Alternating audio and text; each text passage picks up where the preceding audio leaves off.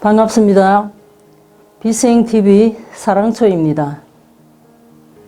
오늘 강의 주제는 마음의 가면과 마음의 저울입니다. 우리 속담에 10길 물속은 알아도 한 길 사람의 속은 모른다는 말이 있습니다. 지구상의 인류가 75억이라고 하는데 그 많고 많은 사람들 중에 얼굴 모습이 같은 사람은 하나도 없습니다. 사람마다 타고난 성격 또한 각양각색이고요.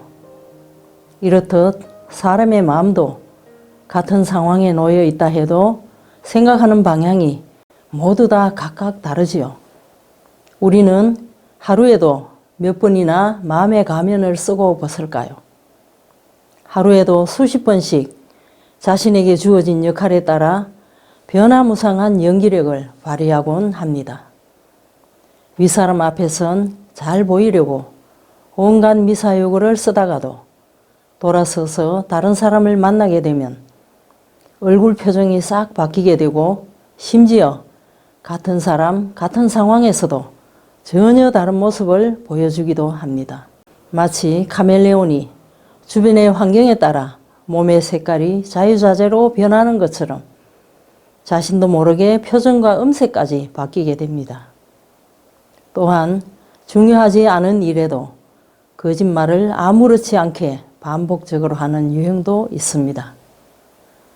그렇게 되면 습관화되어서 거짓말 한다는 의식 없이 나도 모르게 그냥 하게 됩니다. 근거 없는 자신감으로 잘난 체하고 떠들다가 주변에 반응이 없으면 아님 말고 하는 식으로 무슨 말인지 아시죠? 정말 잘난 사람은 잘난 체 하지 않습니다. 상황에 따른 대처 방법이 타인에게 호감을 주었을 때 저 사람은 인간관계가 참 좋다는 말을 듣고 그렇지 못할 때는 눈치가 없다는 평가를 받기도 하지요. 그때그때 상황에 따라서 마음의 가면을 쓰는 것은 시시각각으로 변화하는 환경 속에서 살아남기 위한 방편이기도 하고요. 이런 분들을 세상에선 처세술이 좋다고 말합니다. 그와는 반대로 처세술이 꽝인 사람도 있고요. 싫어하는 사람 앞에서 아무리 의식적으로 밝은 표정을 지어 보이려고 노력해도 진심에서 나오지 않는 표정은 어색하기만 합니다. 또 아무리 참으려 해도 터져나오는 기침처럼 누군가를 깊이 사랑하는 감정 또한 숨길 수가 없는 것입니다. 타인이 한 일에 대해선 인정하고 싶지 않고 자기가 한 일에 대해선 틈만 나면 생색을 내고 목적을 위해선 수단과 방법을 가리지 않는 사람들도 있지요. 인간의 성격이 세세생생 쌓아온 카르마로 인해 현재의 삶에 그대로 발현된다는 것을 아시게 된다면 좋은 사람도 나쁜 사람도 없다는 것을 이해하시게 될 것입니다. 선한 사람이 있으면 악한 사람도 있기 마련이니까요. 내 마음 나도 몰라. 내 마음 어떻게 할 수가 없어. 우린 이런 말을 가끔 합니다. 사람의 감정은 인맥선상에 설치된 12개의 감정선에 의해 구현됩니다. 이 감정선은 내가 내 마음대로 바꿀 수 있는 것이 아닙니다. 자신의 상위자나 하늘의 에너지체들에 의해서 관리되고 조정되고 있기 때문입니다. 그때그때 구현되는 감정에 의해 마음의 가면을 쓰기도 하고 때에 따라서 마음의 저울이 기울어지기도 합니다. 감정선에 대해서는 비생TV의 다른 강의에서 이미 방영되었으니 참고하시기 바랍니다. 나의 삶에 동행하는 이웃들과 나를 힘들게 하는 사람들은 하늘의 인연법에 의해 초대되어 배역을 맡아준 고마운 사람들입니다. 내가 사랑하는 사람이 나의 마음을 몰라주고 나를 힘들게 하는 것 또한 나에게 사랑의 본질과 사랑의 소중함을 깨닫게 하기 위해 초대된 영혼이랍니다.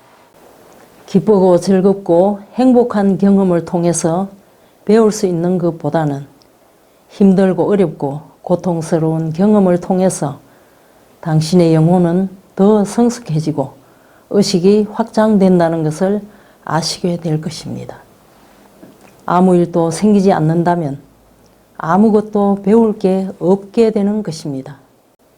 여러분, 환경과 조건에 따라 마음의 가면을 왜 쓰게 되는지 자신의 인간관계를 돌아보는 시간을 가져보십시오.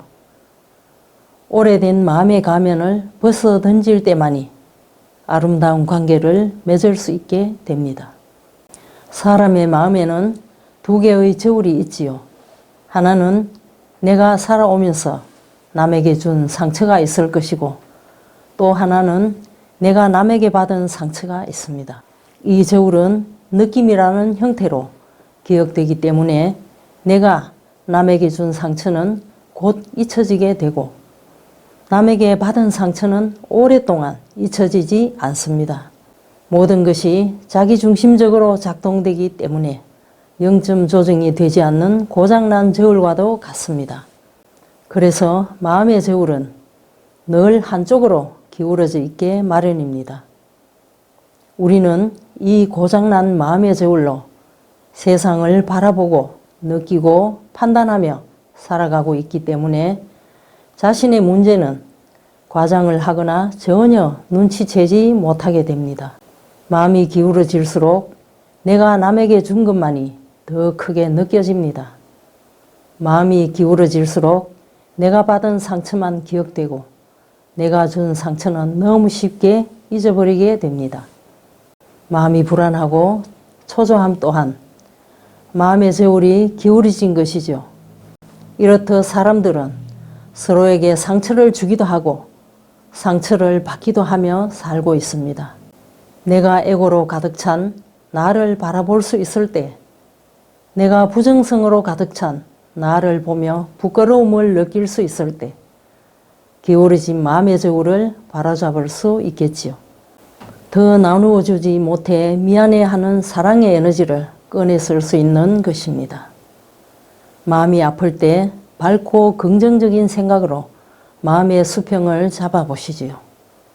내가 나를 객관적으로 인지할 수 있을 때, 순수하고 진실한 마음 하나 낼 수 있을 때 삐딱해진 마음의 저울을 바로잡을 수 있겠지요. 마음의 저울은 그 사람의 양심의 저울입니다. 마음의 저울은 그 사람의 의식의 청위에서 결정됩니다.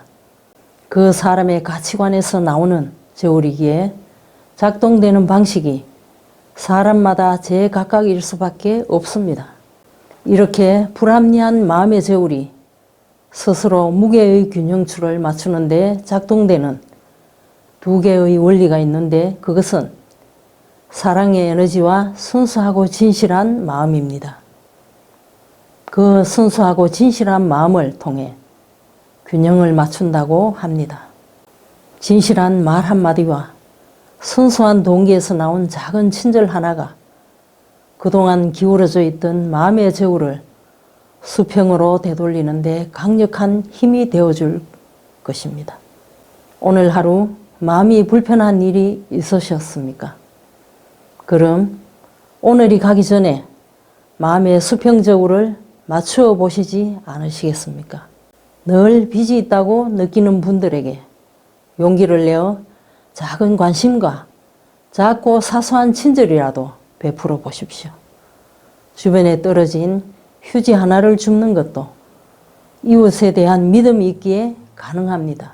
자신의 부끄러움을 넘어 누군가에게 용기를 낼 수 있다는 것은 그 사람에 대한 믿음 없이는 불가능한 것입니다. 누군가에게 용기를 내어 자신의 마음을 표현한다는 것은 나를 바로 세우는 동시에 잃어버린 신성을 회복하는 것입니다. 선한 것도 악한 것도 모두 하늘에서 온 것이랍니다. 여러분들의 마음이 깃털만큼이라도 가벼워지셨습니까? 그렇다면 이미 당신 마음의 수평저울은 정상적으로 작동되고 있다는 것입니다. 우리 모두는 개별의식으로 제잘난 맛에 살고 있지만 거슬러 올라가 보면 길가에 나뒹구는 작은 돌멩이 하나에서부터 우리 모두는 창조주의 자녀로서 모두가 하나입니다. 마음의 가면을 벗고 마음의 저울이 늘 수평을 이루길 바라면서 이만 마치겠습니다. 늘 좋은 날 되시길 바랍니다.